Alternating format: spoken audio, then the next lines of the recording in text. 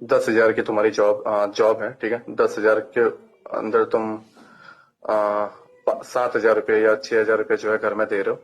3,500 रुपये अपने लिए बचा के रखो। मैं तुम्हें एकदम अच्छा प्लान बना के दे रहा हूँ, ठीक है। अच्छा प्लान बना के दे रहा हूँ। 3,500 रुपये मम्मी को बोलो या डैड को बोलो या अपने वाइफ को या किसी को भी बोलो कि मुझे बस हर महीने इतना रुपया चाहिए। जो भी तुम टाइम पास करते हो, जो भी रील वगैरह देखते हो या जो कुछ भी करते हो, सब बंद कर दो, ठीक है।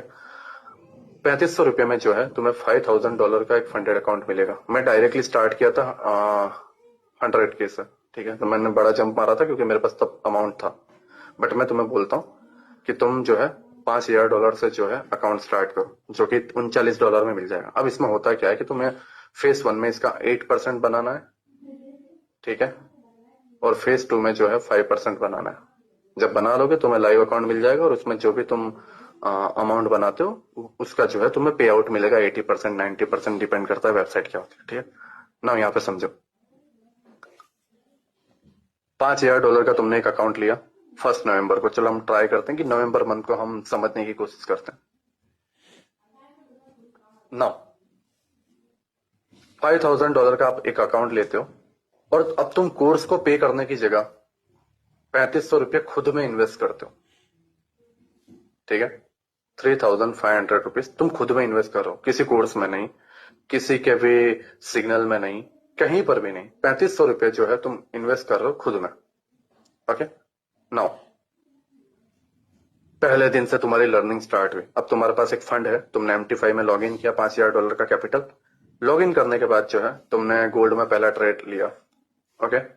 अब तुम्हारा रिस्क रिवॉर्ड क्या होना चाहिए? मान लो तुम रिस्क रिवॉर्ड रख रहे हो 0.5%, ठीक है। तो $5,000 जो है उसका 10% होता है 500, ठीक है। 1% होता है $50। तुम $25 का रिस्क ले रहे हो, सिर्फ $25 का। अब इसका साइड इफेक्ट क्या हो समझो, इसके नुकसान क्या हो समझो।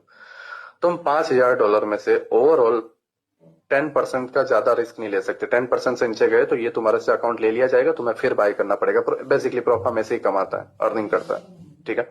दूसरा, एक दिन में 5% से ज्यादा रिस्क नहीं ले सकते। तो एक दिन में $250 का तुम रिस्क नहीं ले सकते और ओवरऑल $500 का रिस्क लोगे तो तुम्हारा कैपिटल जीरो। मतलब इन शॉर्ट $5,000 $4,500 पे गया तो तुम्हारे से कैपिटल ले लिया जाएगा। और एक दिन में $250 का लॉस लिया या उससे ज्यादा लिया तो तुम्हारा अकाउंट ब्रीच सस्पेंड हो जाएगा, ठीक है। नाउ